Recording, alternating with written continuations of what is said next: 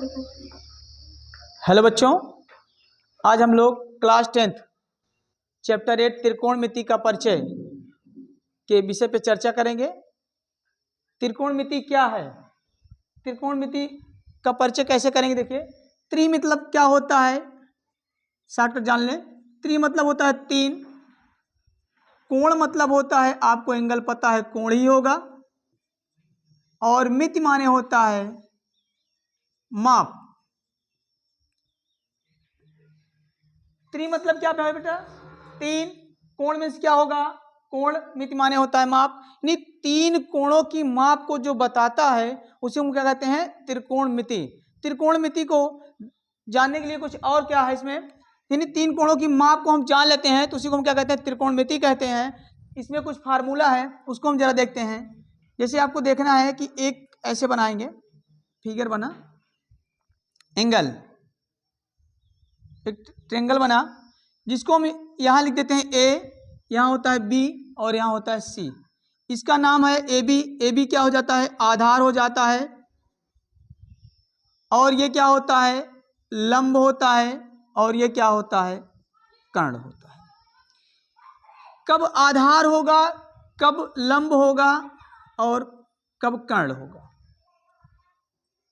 समकोण त्रिभुज, त्रिकोणमिति की एक पहचान और है कि उसमें अगर त्रिभुज समकोण है तभी त्रिकोणमिति है, नहीं तो त्रिकोणमिति नहीं है, वो फिर त्रिभुज बन जाता है। त्रिकोणमिति त्रिभुज में यह अंतर होता है, त्रिकोणमिति के जो होता है उसमें एक एंगल आपका 90 डिग्री का होना चाहिए, 90 अंश का है, तब तो त्रिकोणमिति है। तो त्रिकोण में देखिए, जहां पर 90 अंश का कोण बनाता है, जिस आधार पर बना होता है, जो सीधा पड़ा होता है उसे हम क्या कहते हैं, लंब कहते हैं, और जो नीचे होता है आधार पे उसे हम क्या कहते हैं, आधार कहते हैं। और बड़े कोण के सामने की भुजा क्या होती है, कर्ण कहलाती है। फिर से एक बार समझेंगे, यानी कोण, बड़े कोण के सामने की भुजा सदैव कर्ण होती है।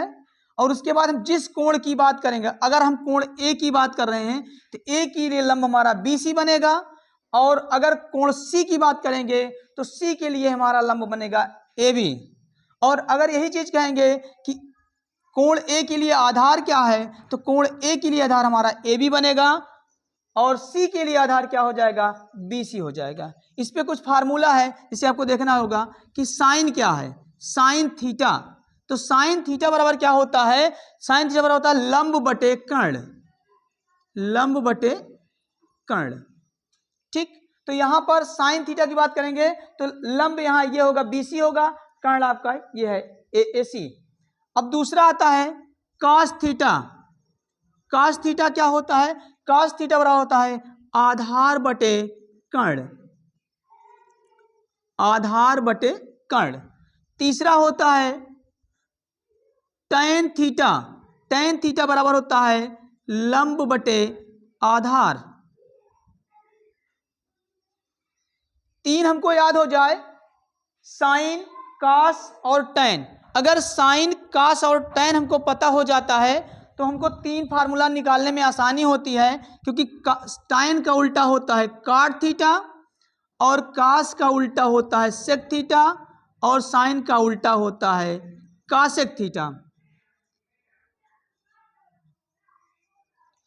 देखिए, sin का उल्टा क्या होता है, cosec होता है, cos का उल्टा क्या होता है, sec होता है, और tan का उल्टा क्या होता है, काट होता है। तो यहां काट दिया है, काट थीटा पर क्या हो जाता है, आधार बटे लंब, आधार बटे लंब।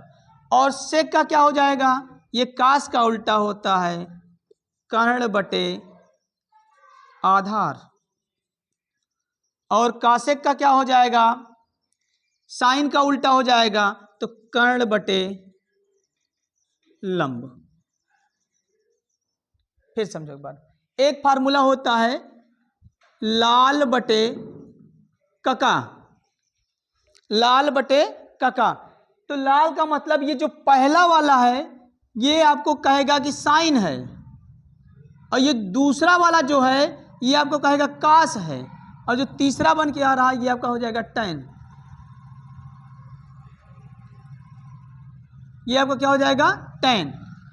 तो अब समझिए, लंब बटे कर्ण यानी L/K, तो यल अपान के होता है लंब अपान कर्ण, यानी साइन थीटा बराबर होता है लंब बटे कर्ण। ठीक, कास थीटा बराबर होता है आधार बटे कर्ण, यानी ए अपान के। टैन थीटा बराबर होता है लंब बटे आधार, यानी एल अपान ए।